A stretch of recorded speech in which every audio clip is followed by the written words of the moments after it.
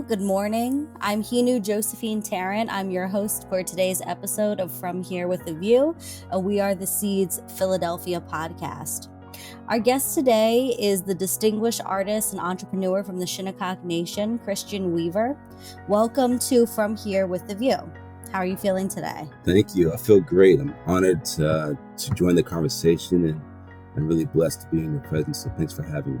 Yes, and we're both recovering from COVID, so excuse us if we sound a little congested. We're trying to hold it down here today. So I'm going to tell you guys a little bit about Christian Weaver. So Christian Weaver serves as the program director for the Grid Alternatives Tribal Solar Accelerator Fund. Christian is passionate about lifting communities and has dedicated his career to making a positive impact in the lives of others. Christian has over 20 years of nonprofit leadership experience, including serving as the Vice President of Development for the National Congress of American Indians. He has served on numerous boards and currently sits on the board of Big City Mountaineers. He is also a current tribal delegate within the National Congress of American Indians for his tribal nation, the Shinnecock Nation. Christian holds a Master's of Indigenous Law from the University of Oklahoma. He was also named to the 2017 class of Native American 40 Under 40 Award recipients by the National Center of American Indian Enterprise Development. And he was selected into the 2021 cohort of Google's Next Gen Policy Leaders. Christian is an entrepreneur, a real estate investor, a soccer player, an artist, and a dad joke teller. And that is a little bit about Christian. So thank you so much for being here with us today. Excuse me if I feel like so out of breath now that I'm starting to talk. It's the first time I've talked to anyone in 5 days, really. More than a couple of words. I feel you. But yeah, exactly. So let's just get right into it. So obviously from Christian's bio, you can hear that his career has varied over the years in a lot of different places, from being an artist to being an entrepreneur and tribal leadership. So a lot of people might know you as a visual artist, but can you talk about how your artwork and how being Shinnecock has informed your art practice and the stories that you tell through your art? Yeah, thanks for the question. I think first and foremost, I want to say that I'm again honored to be chatting with you today. And I come from a really artsy family. Both of my parents are artists in their own spaces. My siblings are very talented arts, and then my extended family, I have lots of aunts and uncles that are also very talented artists. So it's kind of, I guess, in our blood. And I've been encouraged by my family to always express myself in various areas, and also to make sure that I'm very thoughtful and intentional behind the art that I put forth. And so over the span of my life, I've always tried to tell a story and also lift up the underserved through my art, whether it's literary art or visual art or even performance art. So as of, over the last, I would say 20 years or so, I've kind of taken to different topics that I feel passionate about and trying to educate the masses about issues that are going on around the world, not just in Indian country, but around the world. And more recently, I've been kind of studying our traditional Algonquin and Shinnecock culture. For those that don't know, Shinnecock is located on the eastern end of Long Island. We've been there over 20,000 years. And because of our geographic location, we were like first contact.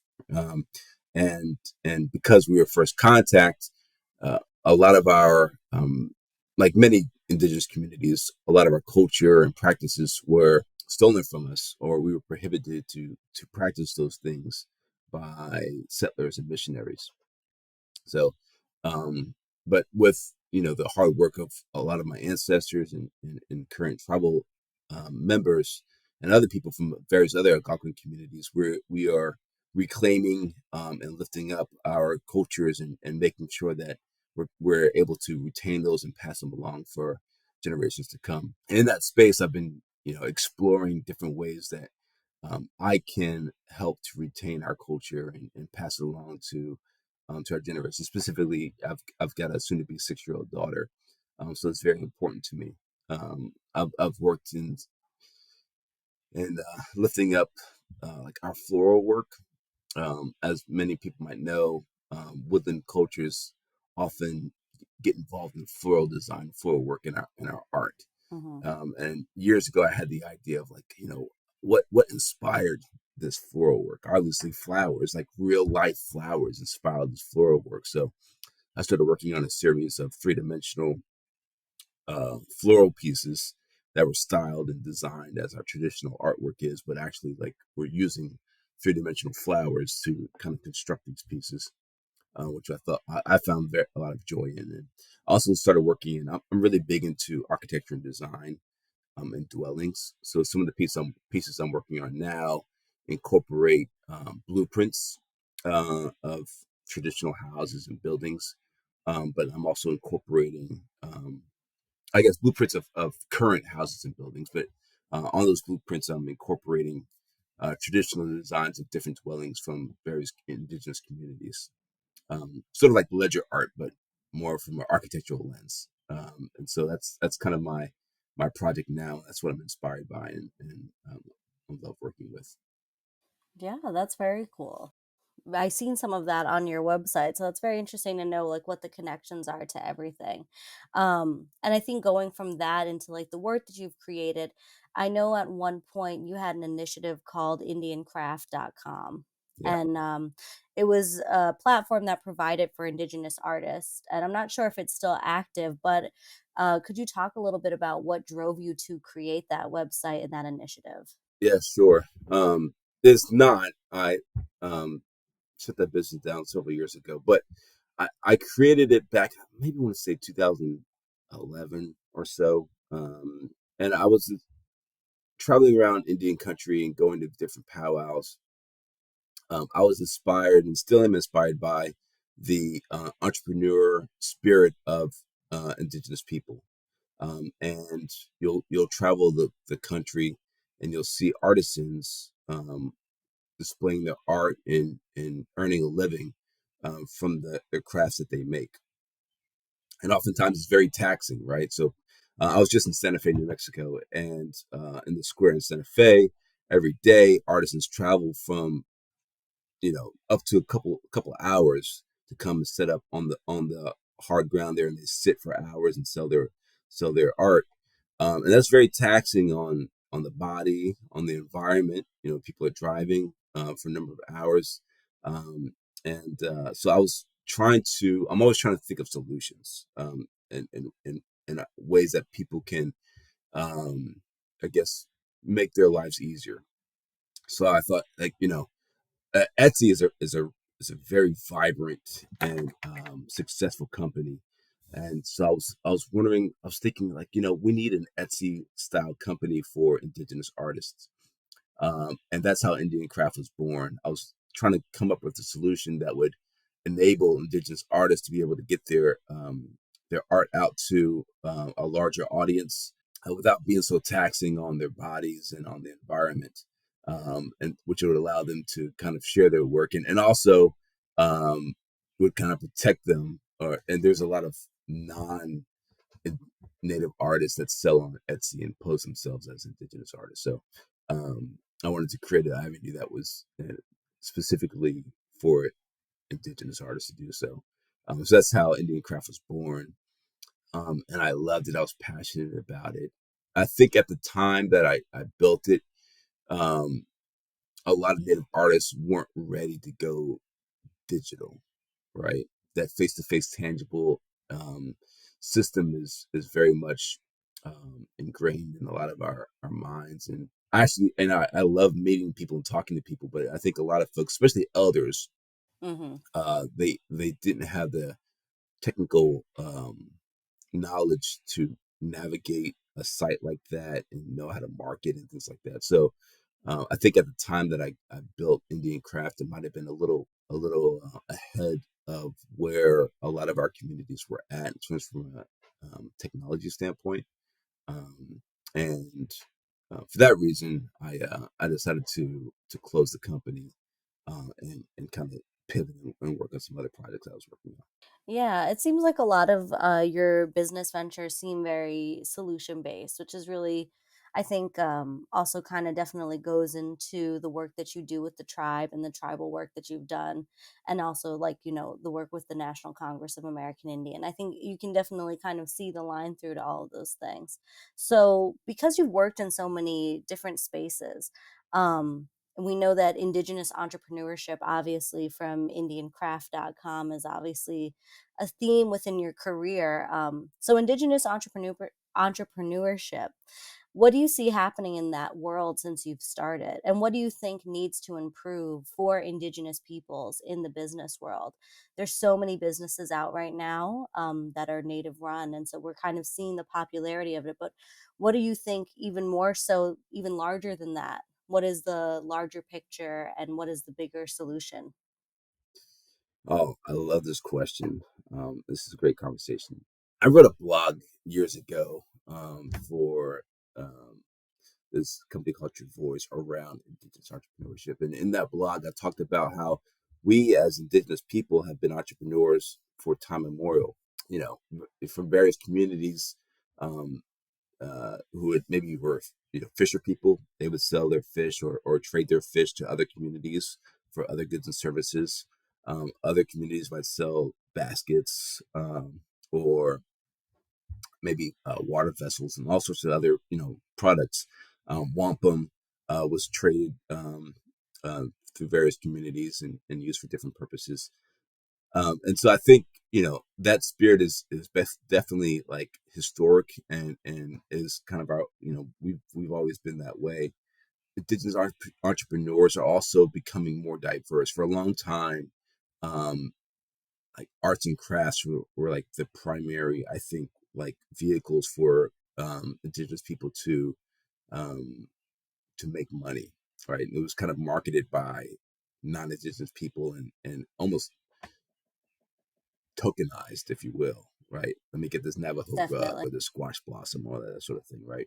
Um, I think now we're starting to see indigenous people kind of um, think outside the box and embark in different ventures. When I worked at NCAI, National Congress of American Indians, we administered a grant that was funded by Google.org that supported Indigenous artists, especially in the face of COVID.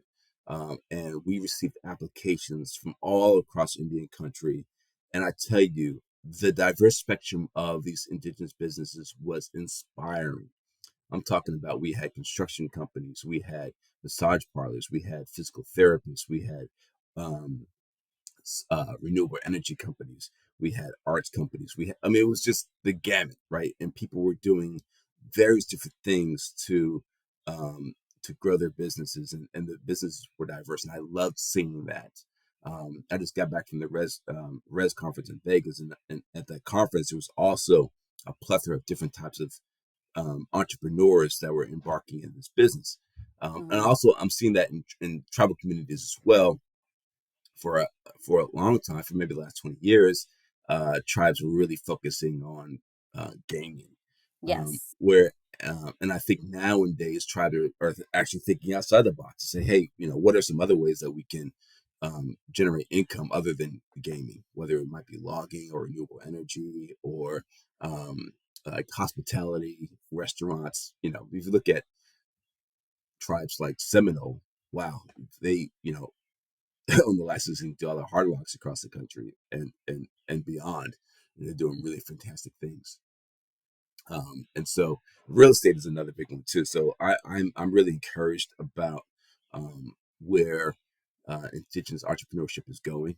I think we're going to continue to push the envelope and think outside the box. And what I really love to see is more indigenous people getting educated in business, whether it's like getting MBAs or studying finance and other things, so that we're showing up in these institutions that for lack of for that have been very white for a long time, and we haven't had those expertise come out of those institutions.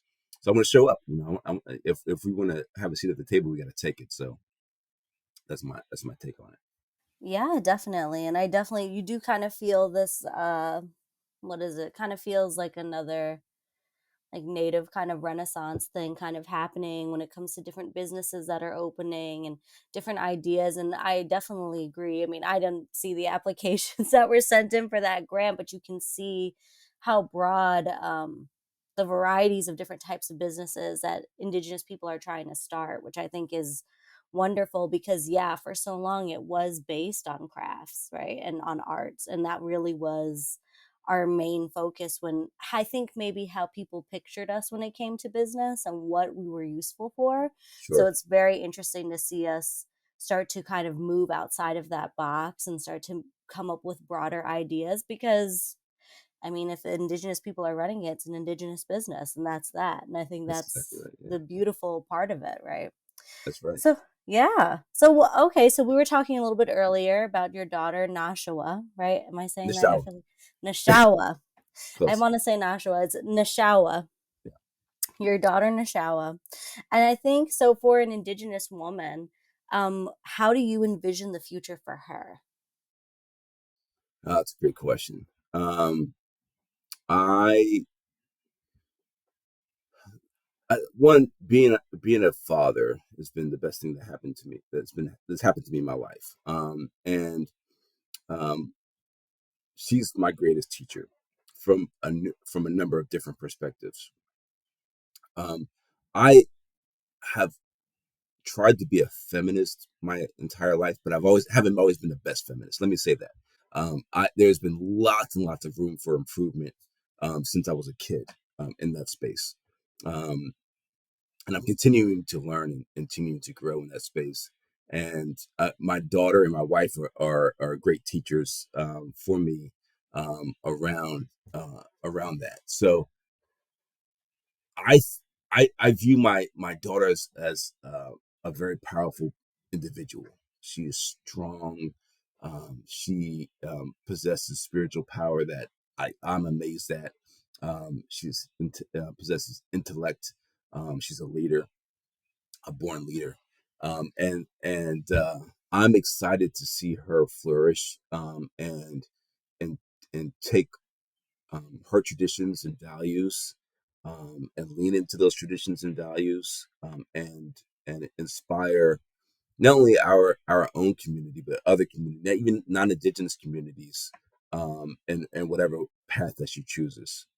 I'm really big on exposing her to as many different fields as possible, um, whether it's STEM or the arts or finance, whatever that might be, and allowing her to choose if she wants to be a general contractor and run her own construction company. I'm all for it.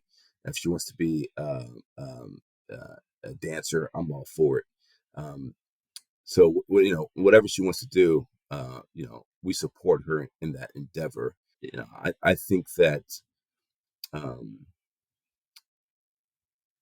women have been held back by men for centuries, for an effort for a power struggle.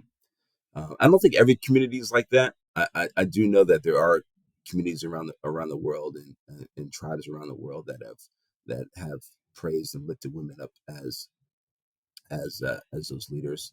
Um, but I do know that there's an awful lot of communities that have, for whatever reason, tried to instill, um, keep women in the back seat because of I don't know, the the fear of losing power.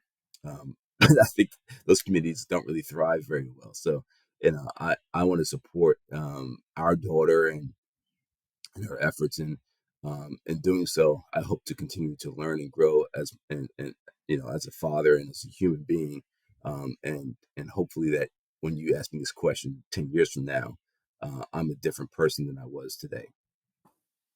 All right, Christian, can you talk a little bit to us about what your current projects are, what your future projects are that are coming up? Yeah, sure. So I'm currently working with the Tribal Solar Accelerator Fund, which is a part of Grid Alternatives. Grid is the largest renewable energy nonprofit in the country. They have over 400 employees across the country, and TSAF, the Tribal Solar Accelerator Fund, is something that is a grant program that I'm managing to provide renewable energy, infrastructure in tribal communities. So we're funding um, projects, both facility and residential projects for tribes, as well as we're funding planning grants for tribes that do not have an energy plan for the community. So we want to support those tribes that are just breaking into the space and give them a really good foothold so that they can build um, renewable energy infrastructure for the next 20 to 100 years. Awesome. And is there anywhere that we can get more information about this grid project? Yeah. If you go to tribalsolar.org, is our TSAF website, and it'll explain all the good work that we're doing in that space. We're really passionate about providing renewable energy opportunities for tribes. Um, and looking at ways that tribes can one reduce their carbon footprint, but also build economic development systems around good energy. Oftentimes, we've been looking in the ground for energy, but our most powerful resource is right when we look up, right? Our sun. And the sun is abundant. It gives us life, and as well as the wind and as well as the water. And we want to utilize these things, these natural things. I think we're finding ourselves closer to our traditional ways, and we won't be abusing the Earth's resources as much. So I'm excited to be working on that. I'm also really inspired by real estate. So some of the things I'm working on in that space is identifying ways that we can provide um, affordable housing for folks. I don't know if a lot of people realize this, but um, people that live on federally managed or trust land on reservations can't gain equity in their land. So that when the federal government created reservations, they did so, but the federal government still owns that property. The land is in trust for tribes, but it's federal land. So if you live in a house on a reservation that is trust land, you can't gain equity in the house. And as we know, the primary means of gaining wealth in the United States is real estate. Well, what I want to do is create communities, beautiful communities, not like dilapidated um, and ugly housing projects, but beautiful communities that offer smaller, affordable housing for folks that are looking for ways that they can, purchase their first house. Um, and then instead of having like a traditional HOA, we'll have like a sweat equity HOA, so you can volunteer in the community garden or in the art gallery or the coffee shop in the community. So that's also a project that I'm looking at developing here in the near future as well. Oh, I love that idea so much. It's so difficult to acquire real estate, and it's so scary, I feel like, for so many native people, even though we might have federal lands or native lands, it feels scary to get into. So I really Yeah, love that I idea. think that, that's part of it's a psychological thing. So Mhm. a lot of times we think of our tribal community as a reservation. That's it. But Yeah. we think bigger than that. Like the entire country is Indian country. Mhm. We've been brainwashed to think that no, we have to stay with between these federally mandated boundaries, what we call reservations, right? And they created a system that we're like so in love with the res that we forget about like the rest of the country. That's our land. And so part of the work that I'm trying to do is to encourage folks to say, yeah, like we have this trust land, but I can also buy 10,000 acres of ranch land in Montana and lease that out Mhm. to ranchers, or I can Mhm. buy this commercial property in Wyoming or Philadelphia and lease that out to these businesses, right? If everybody else around the country can do and they're buying up and leasing our land, we can do the same thing. And we've also been taught that it's very hard to do. These aren't conversations that we're having at the dinner table, right? Like we sit down and we don't talk about these things at our dinner table. So I'm working on developing like educational tools that could teach people, not just indigenous people, but like, Afro people, Latino people, about the ways and the mechanisms to go about doing this, and to show people, it takes a little work, but it's really not that difficult to do, right? You just have to know how to do it. Yeah, I really, really love that initiative and idea because I agree. I think it's a larger issue for, for numerous communities of people of color who are like put in these situations to feel like it's an impossible thing to do when it is. Like I'm in a place right now where I'm starting to think about purchasing a house and it is daunting. You're like, oh my gosh, like what am I gonna do? Like there's all of these things you have to do and it seems impossible. And then really the people in and around you don't really know much about it either. So they're kind of like, I don't know, I guess. Like, so I definitely, yeah, I love that idea of making it less scary so that at the end of the day, we can continue to, I think, kind of monopolize the same way everybody else does in this country and make money, you know what I mean? Sure. And Right. continue to live and thrive and not just, survive. A So, friend of yeah. mine just sent me like a small like historical town in Mhm. Missouri, and then the entire town is $250,000, right? So that's less than you can get a condo in Philadelphia for. So right? So you can buy this town and rent it out, and then eventually you can buy a house in Philadelphia or Washington D.C. where the prices are ridiculous right now. So just just some thoughts there. No, definitely, definitely. I feel like it's a big part of like this generation is really trying to like convince and talk to other people in our generation and generations before us about how important that is to continue to have income, right? Because real Yeah. estate is such a valuable thing. There's another program that, well, I'll just mention real quick. It's called the 184 loan. It's a HUD loan for Indigenous people, and it's not available in every state, but it's available in most states that have strong Indigenous populations. And the 184 loan allows Native people to purchase homes with a smaller down payment and a lower interest rate. So I would encourage folks, if you're looking to buy your first home, or if you're looking to even like maybe refurbish or do some renovations on your current home, look at the 184 loan. You can just Google it, 184 loan, and it'll show you ways that you can, where and when you can get that at 184 loan. That's how I bought my first house, and it was a great program. Yeah, definitely. For anybody who's listening and looking into purchasing a home, definitely look that up. 184 home loan, right? Yeah, Yeah, definitely. Well, thank you. you're welcome. So I think, yeah, while we're on the topic of that, I mean, for I think young people, indigenous youth who aspire to follow in your footsteps of entrepreneurship or in art, um, what would be your words of wisdom or advice that you would give them? I would say to one, base everything in your own traditional beliefs and spirit. Two, believe in yourself, and seek the truth in your art, uh, and listen to yourself and allow yourself to explore your own truths in your own heart, and then think about how your art and expression will impact the next 7 generations, and allow that to guide you during your journey as an artist. Yes, thank you for that. So, Christian, thank you very much for being here with us today and sharing just a little bit about your incredible career and all of your experiences. You've been here listening to From Here with a View, a We Are the Seeds Philadelphia podcast. I'm Henu Josephine Tarrant, and this has been Christian Weaver, and we thank you for joining us for this episode. Stay tuned and thank you. Tabutne, thanks for having me. Yes, thank you.